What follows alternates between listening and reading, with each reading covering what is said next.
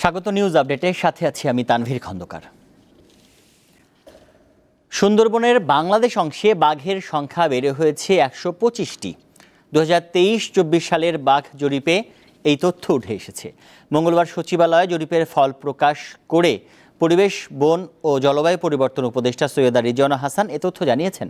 তিনি বলেন, ২০১৮ সালের তুলনায় ২০২৪ সালে সুন্দরবনে বাঘের সংখ্যা ৯.৬৫% এবং ২০১৫ সালের তুলনায় ১৭.৯২% বেড়েছে।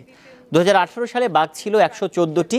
২০২৩ সালের জানুয়ারি থেকে ২০২৪ সালের মার্চ পর্যন্ত এ জরিপ চালানো হয়। সুন্দরবনের সাতক্ষীরা, খুলনা, চাঁদপাই ও শরণখোলা এলাকার ৬০৫টি গ্রিডে স্বয়ংক্রিয় ক্যামেরা বসিয়ে বাঘের তথ্য নেওয়া হয়। ১,২১০টি ক্যামেরায় ১০ লাখের বেশি ছবি ও ভিডিও ফুটেজ থেকে বাঘের ছবি পাওয়া যায় ৭,২৫৭টি। সেখান থেকে ডোরাকাটা দাগ ও দেহের বিভিন্ন অংশের ছবি বিশ্লেষণ করে ১২৫টি বাঘ শনাক্ত করা হয়। অতি বিপন্ন প্রজাতির প্রাণী IUCN বাঘকে বাংলাদেশের অতি বিপন্ন প্রজাতির প্রাণী হিসেবে তালিকাভুক্ত করেছে। ২০২৩-২৪ সালে সুন্দরবনে পরিচালিত বাঘ জরিপে বাঘের সংখ্যা ১২৫টি পাওয়া যায় এবং প্রতি ১০০ বর্গ কিলোমিটার বনে বাঘের ঘনত্ব পাওয়া যায় ২.৬৪।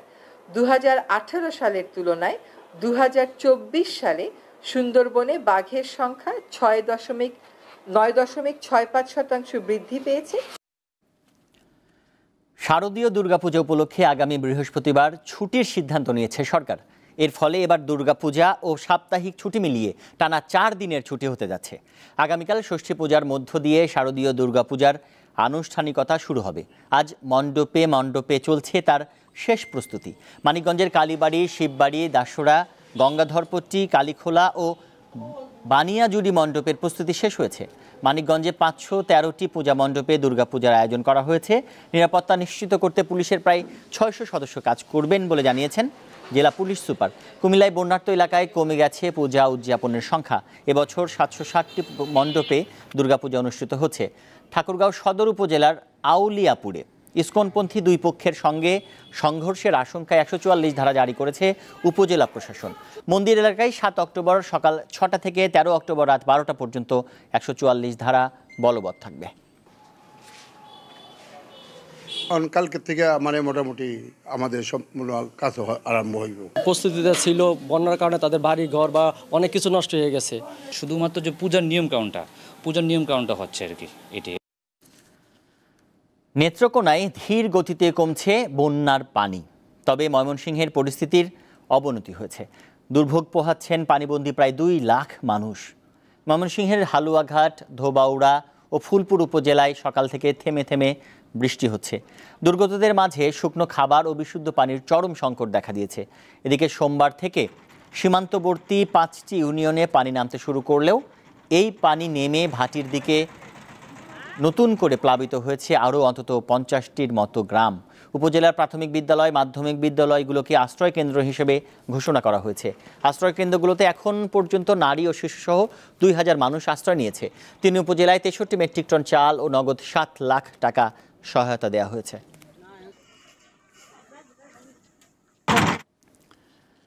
জাতীয় পার্টির চেয়ারম্যান জিএম কাদের ও সভাপতি মণ্ডলীর সদস্য শেরিফা কাদেরের বিরুদ্ধে মামলার প্রতিবাদে বিক্ষোভ সমাবেশ ও মিছিল করেছে দলটির নেতাকর্মীরা।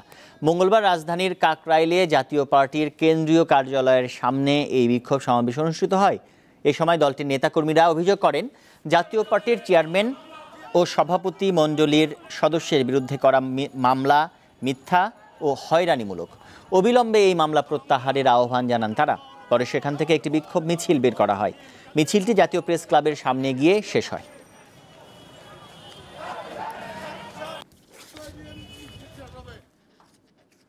পঞ্চগড়ের বোদা উপজেলায় সীমান্ত দিয়ে অবৈধ উপায়ে ভারতে অনুপ্রবেশের চেষ্টাকালে 5 জনকে আটক করেছে বিজিবি।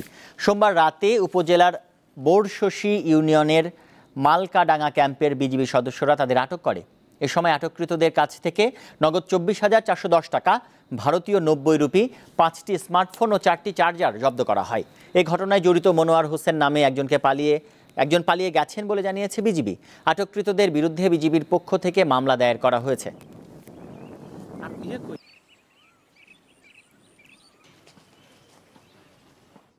8 বছরের শেষে 9 পদার্পণ করল দীপ্ত টিভির ডে কেয়ার সেন্টার। মঙ্গলবার সকালে ডে কেয়ার সেন্টারে কেক কেটে দিনটি উদযাপন করা হয়। এ সময় দীপ্ত টিভির সকল বিভাগের ঊর্ধ্বতন কর্মকর্তারা উপস্থিত ছিলেন।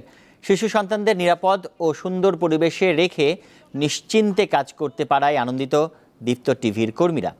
খেলাধুলা, ঘুম, খাওয়া দাওয়া ও লেখাপড়া সহ শিশুদের সার্বিক যত্ন নেন ডে কেয়ার সেন্টারের প্রশিক্ষণপ্রাপ্ত কর্মীরা। আগামী প্রজন্ম সুন্দর ও সুস্থ পরিবেশে বেড়ে উঠবে, এমনটি প্রত্যাশা করেন তারা।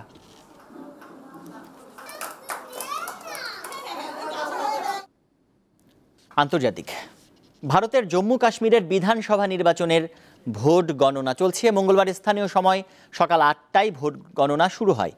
ভারতীয় সংবাদ মাধ্যম জানিয়েছে, প্রাথমিক ফলাফলে ন্যাশনাল কনফারেন্স এনসি ও কংগ্রেস জোট বড় ব্যবধানে এগিয়ে আছে। সবশেষ তথ্য অনুযায়ী এনসি কংগ্রেস জোট 49টি আসনে এবং বিজেপি 27টি আসনে এগিয়ে রয়েছে। সাবেক মুখ্যমন্ত্রী মেহবুবা মুফতির পিপলস ডেমোক্রেটিক পার্টি 8টি আসনে এগিয়ে রয়েছে। এছাড়া স্বতন্ত্র প্রার্থীরা 4টি আসনে এগিয়ে রয়েছে।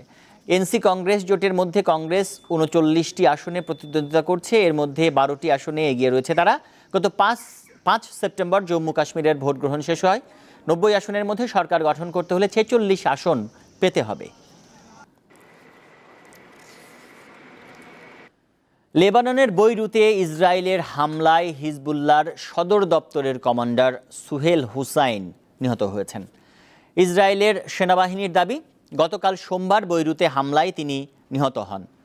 তবে এ ঘটনায় হিজবুল্লাহর পক্ষ থেকে তাৎক্ষণিক কোনো মন্তব্য পাওয়া যায়নি। এদিকে উত্তর ইসরায়েলের বিভিন্ন সামরিক বেসামরিক স্থাপনাকে লক্ষ্য করে বেশ কয়েকটি রকেট ছুঁড়েছে হিজবুল্লাহ। আঘাত হানার আগেই অধিকাংশ রকেট ধ্বংস করে দিয়েছে ইসরায়েলি প্রতিরক্ষা বাহিনী। এছাড়াও ইসরায়েলের মধ্যাঞ্চলে ক্ষেপণাস্ত্র হামলা চালানোর দাবি করেছে ইয়েমেনের হুতিরা। সোমবার ইরান সমর্থিত গোষ্ঠীটি জানায়, মধ্যাঞ্চলের জাফা শহরে 2টি ক্ষেপণাস্ত্র ছোড়া হয়। ইসরায়েলি বাহিনী বলছে, ইসরায়েলের মধ্যাঞ্চলের আকাশে একটি সারফেস টু সারফেস ক্ষেপণাস্ত্র শনাক্তের পর তা প্রতিহত করা হয়। যুক্তরাষ্ট্রের ফ্লোরিডার দিকে এগিয়ে যাচ্ছে হ্যারিকেন মিল্টন। স্থানীয় সময় বুধবার রাতে এটি ক্যাটাগরি 5 মাত্রার হ্যারিকেনের রূপ নেয়। আবহাওয়া বিষয়ক সংস্থা জানিয়েছে, শক্তিশালী এই সামুদ্রিক ঝড়টি পশ্চিমাঞ্চলীয় গালফ উপকূলে আঘাত হানবে। হ্যারিকেনের প্রভাবে ওই অঞ্চলে বন্যা এবং 8 থেকে 12 ফুট পর্যন্ত জলোচ্ছ্বাসের সৃষ্টি হতে পারে। সতর্কতার জন্য হাজার হাজার মানুষকে নিরাপদ আশ্রয়ে সরিয়ে নেওয়া হয়েছে। এর আগে গত সপ্তাহে হ্যারিকেন হেলেনের প্রভাবে যুক্তরাষ্ট্রে অন্তত 226 জন মারা যায়, বাস্তুচ্যুত হয় হাজার হাজার মানুষ। এই ছিল এখনকার মতো। আমাদের পরের সংবাদ দুপুর 3টায় দেখার আমন্ত্রণ। এছাড়াও আরও তথ্য ও বিনোদনের খবর পেতে যুক্ত থাকুন দীপ্ত টিভির ডিজিটাল প্ল্যাটফর্মগুলোতে। ধন্যবাদ সবাইকে।